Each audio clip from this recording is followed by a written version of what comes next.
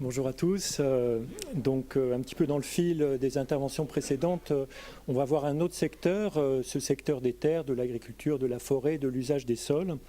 Et je vais vous parler surtout d'une initiative qui avait été lancée par la France lors de la COP 21, qui concerne les sols, l'initiative 4 pour 1000, les sols pour la sécurité alimentaire et le climat. C'est un projet que nous conduisons, que nous préfigurons au plan de la recherche avec l'IRD, le CIRAD, le CGIAR et Ohio State University. Alors, quelle est la place de ce secteur dans les engagements des pays? Lorsque l'on observe les contributions nationales pour la COP 21, pour l'accord de Paris, on se rend compte que ce secteur représente à la fois un quart des émissions de gaz à effet de serre en équivalent CO2 et un quart des engagements nationaux d'atténuation, les fameux INDC. En effet, 129 pays ont pris des engagements qui concernent la forêt, l'agriculture, l'usage des sols ou la restauration de terres dégradées. Ces engagements sont principalement dans le domaine de l'atténuation des émissions de gaz à effet de serre et du stockage de carbone dans les sols, mais ils concernent aussi l'adaptation au changement climatique, tout particulièrement pour les pays en développement, pour les pays du Sud. Dans un contexte où nous savons que l'accord de Paris, cela a été rappelé par Valérie, ne permettra pas de se mettre sur la trajectoire des 2 degrés, puisqu'on a un déficit d'engagement d'environ 12 milliards de tonnes de CO2, eh bien cette initiative pourrait apporter une contribution, puisque les sols mondiaux contiennent de 2 à 3 fois plus de carbone que l'atmosphère. C'est un réservoir majeur de carbone sous forme organique, donc dans la matière organique des sols. Et il faut savoir que l'on a perdu une grande partie historiquement de la teneur en carbone des sols, tout particulièrement pour les sols agricoles, où l'on a perdu de 50 à 70% de la matière organique initiale avant mise en culture. Donc pourrait-on restocker une partie du carbone qui a été perdu? Quelle serait l'incidence de ce restockage sur le CO2 atmosphérique? Et finalement, peut-on envisager que si l'on avait un taux important de restockage, un taux annuel de restockage de 0,4% par an, cela puisse contribuer fortement à ralentir la progression atmosphérique du CO2. Alors vous voyez que c'est une hypothèse très forte et on va un petit peu l'examiner pour voir qu'est-ce qu'il y a derrière ça. Alors pourquoi tout d'abord le carbone du sol?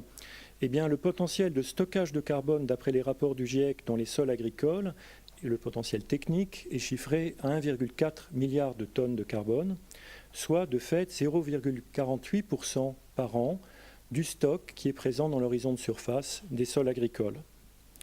Par ailleurs, il y a bien sûr un enjeu sur les sols qui dépasse de beaucoup le changement climatique, puisque la moitié des sols sont aujourd'hui dégradés, la moitié des sols agricoles en tout cas.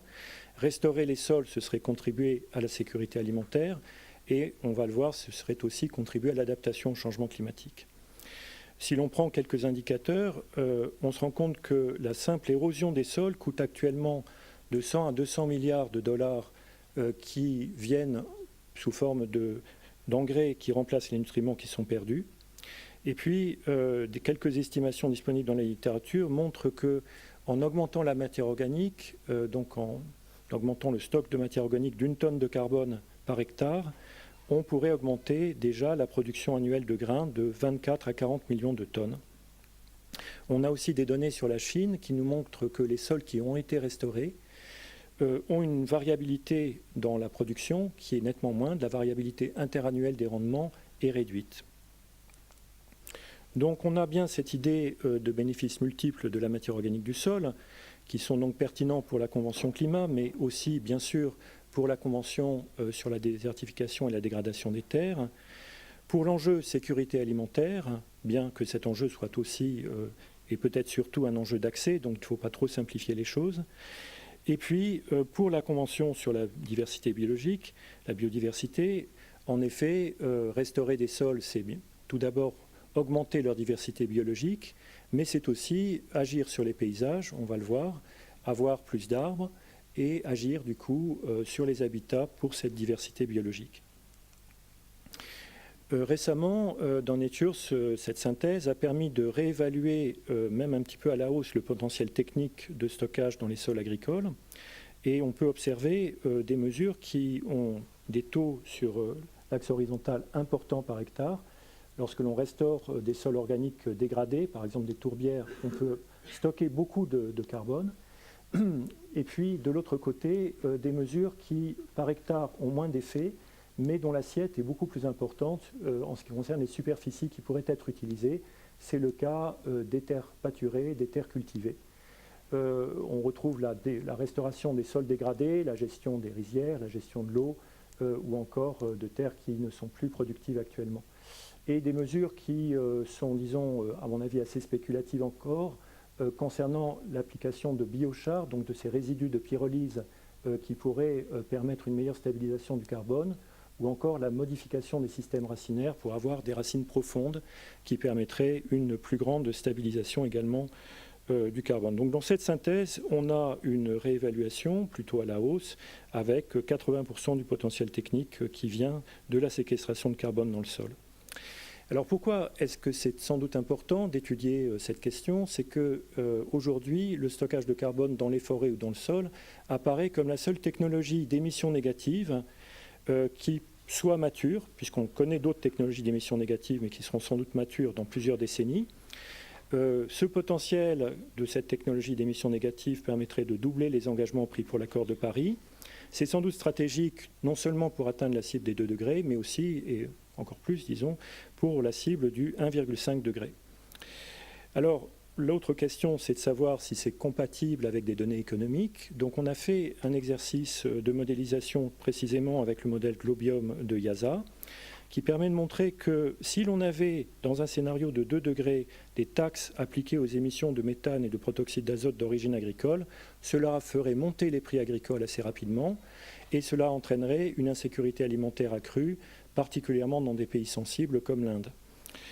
Si inversement on introduit des subventions pour le stockage de carbone, eh bien cela permet d'augmenter les rendements et cela limite la hausse des prix et cela limite beaucoup les effets négatifs sur l'insécurité alimentaire. Donc il y a des arguments également de nature économique.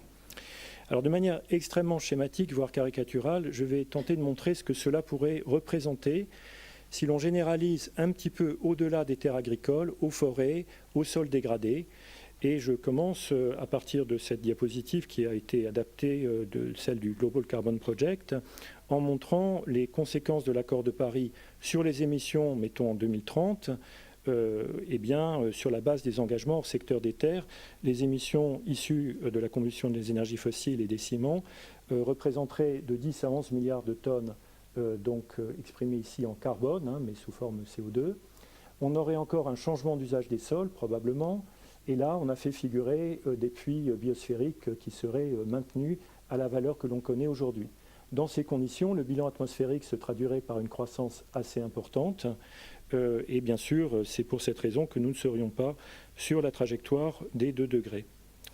Alors voilà une vision extraordinairement optimiste, bien sûr parfaitement théorique, ça ne peut pas se passer ainsi, qui combine les mesures sur l'agriculture dont je vous ai parlé, les mesures qui consistent à stopper la déforestation et la dégradation des forêts tropicales qui sont aujourd'hui en recroissance, d'avoir un recours limité à la reforestation, environ 320 millions d'hectares, à l'agroforesterie, là encore limité à 6% des terres agricoles, et également travailler sur la restauration des sols salinisés et désertifiés.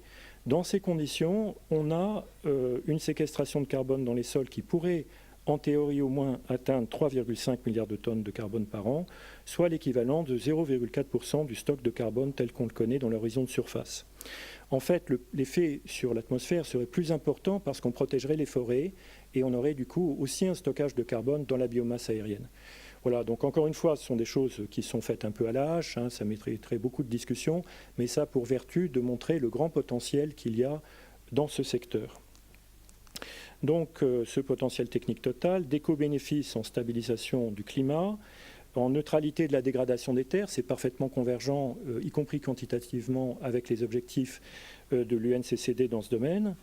On aurait des effets agronomiques, comme le montrent les données des pays en développement, tout à fait positifs, c'est-à-dire qu'il y a des pratiques qui restockent du carbone et qui augmentent les rendements.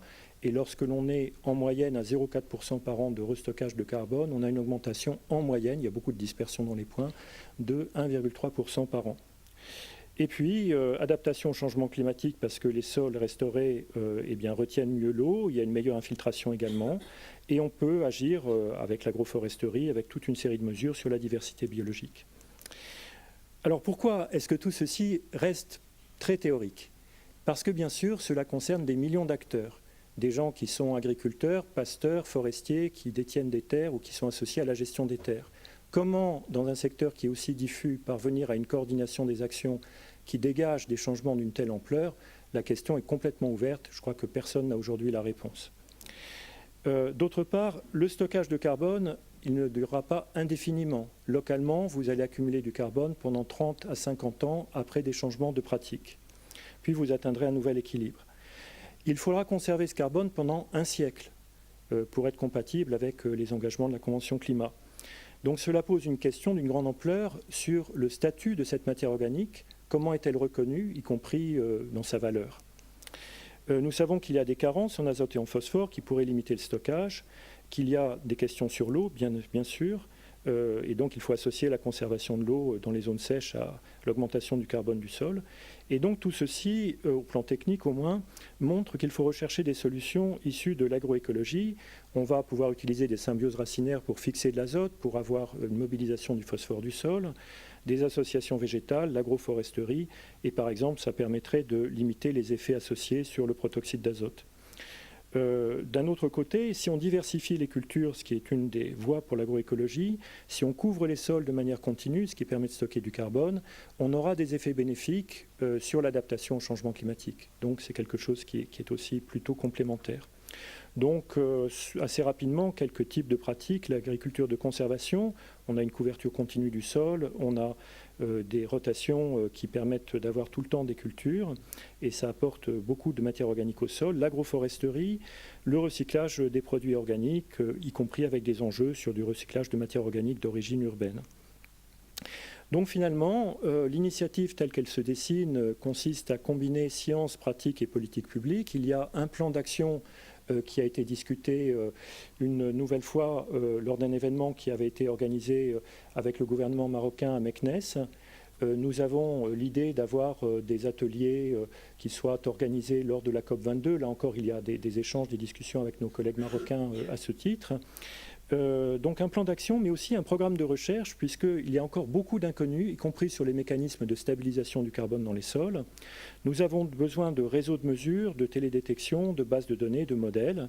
Il nous faut bien comprendre les implications des pratiques dans les différentes régions du monde, dans les différents systèmes, et toutes les mesures sociales et économiques qui pourraient être nécessaires pour s'engager dans cette direction. Donc nous avons 4 thèmes dans le programme international de recherche. Premièrement, comprendre quel est le potentiel, dans quelle région, dans quel système. Deuxièmement, définir et co-construire avec les acteurs des stratégies agronomiques pour mettre en œuvre ce potentiel. Troisièmement, avoir des méthodes de suivi, de rapportage et de vérification des stocks de carbone. Et enfin, comprendre les barrières qui sont certainement nombreuses. Comment est-ce que l'on peut agir aussi bien sur la formation, l'appui aux politiques publiques et les instruments de financement. Je vous remercie.